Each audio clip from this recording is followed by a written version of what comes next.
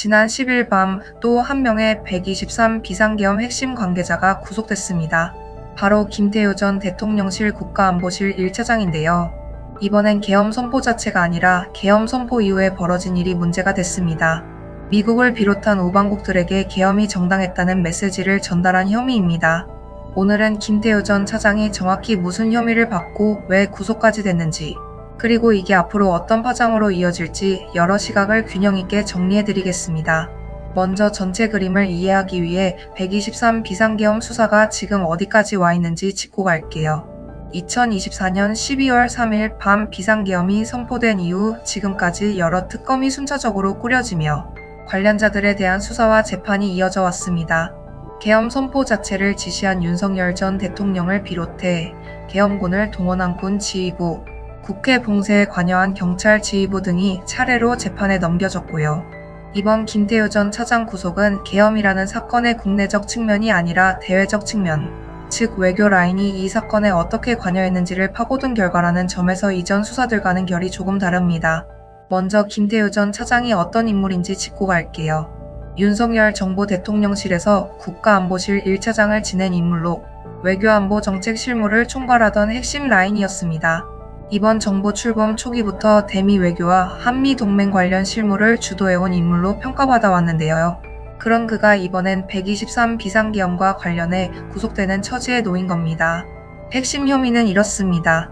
2024년 12월 3일 윤석열 당시 대통령이 비상계엄을 선포하자 김 전 차장이 국가안보실과 외교부 공무원들에게 설명자료를 주고 미국과 일본, 영국, 유럽연합 등 주요 우방국의 계엄을 정당화하는 메시지를 전하라고 지시했다는 겁니다.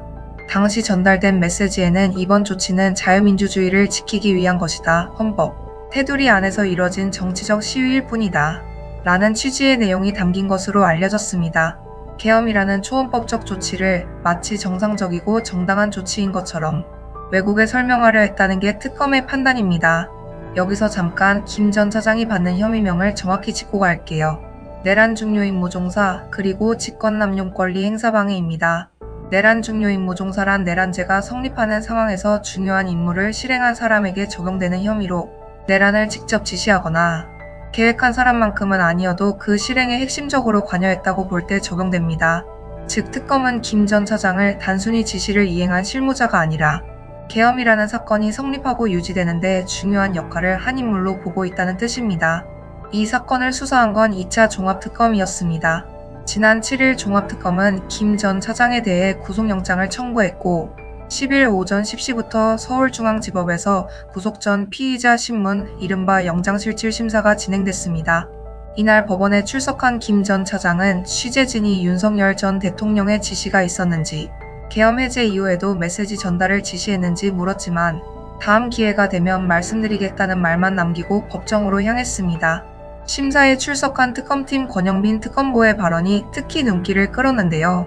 지금까지 123 내란 수사에서 국가안보실 부분은 제대로 수사되지 않았던 영역이라며 조사 결과 김 전 차장의 행위가 매우 중하다고 판단해 영장을 청구했다고 밝혔습니다. 그러면서 하루 전인 9일 대법원이 윤석열 전 대통령의 체포방해 혐의, 상고심에서 계엄 관련 정부 입장문 발표가 잘못된 것이라고 확정한 판결을 언급하며 이 판결로 김 전 차장의 행위 역시 잘못된 행위라는 점이 명백해졌다고 강조했습니다. 대법원 판단이 이번 구속영장 청구의 논리적 근거로 활용된 셈입니다. 그리고 그날 밤 결과가 나왔습니다. 서울중앙지법 영장전담 재판부는 증거인멸에 염려가 있다는 이유로 구속영장을 발부했습니다. 국가안보실이라는 그동안 상대적으로 수사가 덜 이뤄졌던 영역의 핵심 인물이 신병 확보된 겁니다. 참고로 특검은 김 전 차장과 함께 계엄, 정당화 메시지에 관여한 것으로 의심됐던 신원식 전 국가안보실장에 대해서는 가담 정도가 상대적으로 가볍다고 판단해 구속영장을 청구하지 않았습니다. 같은 혐의선상에 있던 두 사람 중 한 명은 구속되고 한 명은 구속을 피한 셈인데 이 판단 기준을 두고도 앞으로 법정에서 다퉈질 여지가 있습니다. 이 시점에서 그동안 123 계엄 수사로 구속된 다른 인물들과 비교해볼 필요도 있습니다. 계엄 선포를 지시한 윤석열 전 대통령은 이미 재판이 상당 부분 진행됐고 계엄군을 실제로 투입한 군 지휘부, 국회 출입을 막았던 경찰 지휘부 인사들도 순차적으로 사법 처리됐습니다. 그런데 이들과 비교했을 때 김태효 전 차장의 혐의는 결이 다릅니다. 무력을 동원하거나 물리적으로 계엄을 실행한 게 아니라 이미 벌어진 계엄을 외교적으로 방어하고 정당화하려 했다는 게 핵심이기 때문입니다.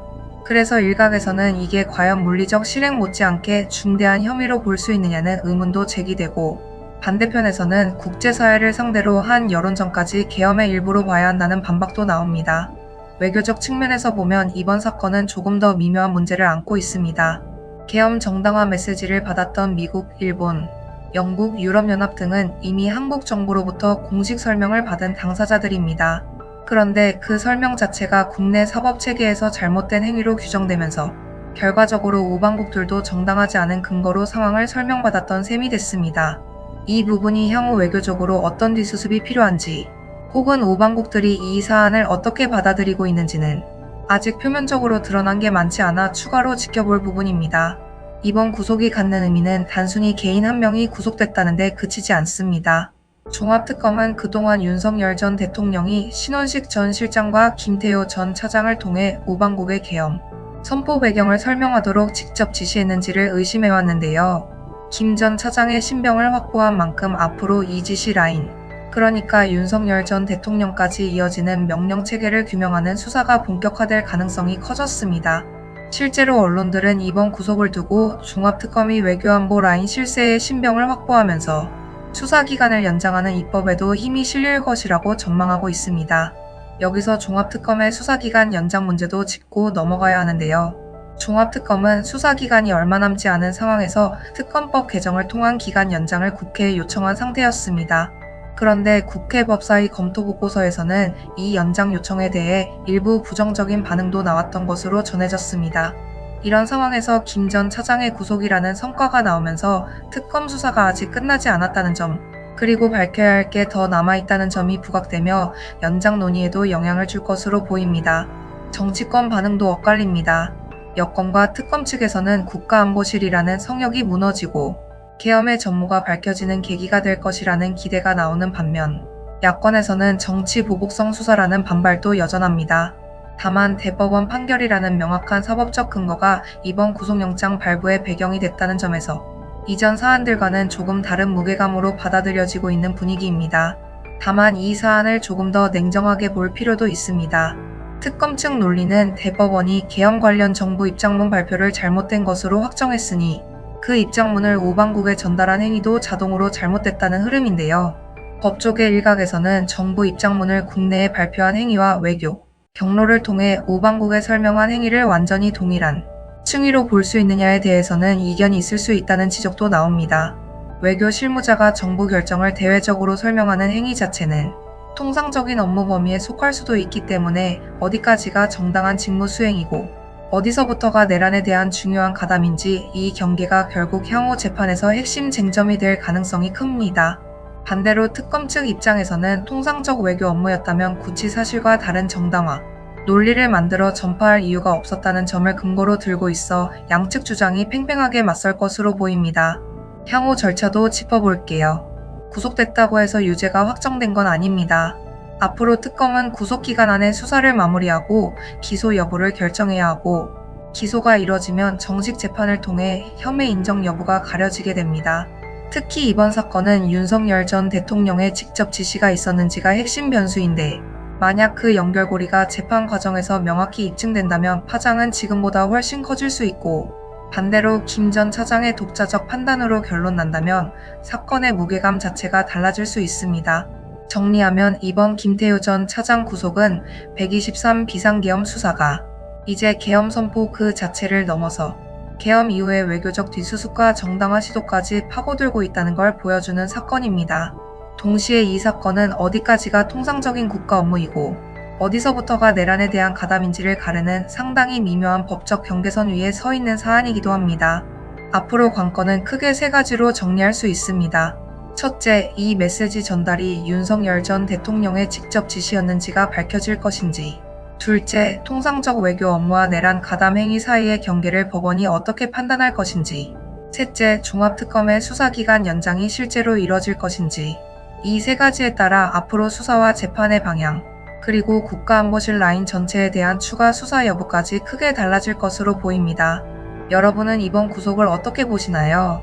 계엄의 전모를 밝히는데 필요한 수사라고 보시는지, 통상적 외교 업무까지 지나치게 확대 해석한 건 아닌지 여러분의 생각을 댓글로 자유롭게 남겨주세요. 특검 수사와 향후 재판 일정 계속해서 사실관계 위주로 업데이트해드리겠습니다. 오늘 영상이 상황을 이해하는 데 도움이 되셨다면 구독과 좋아요 부탁드립니다.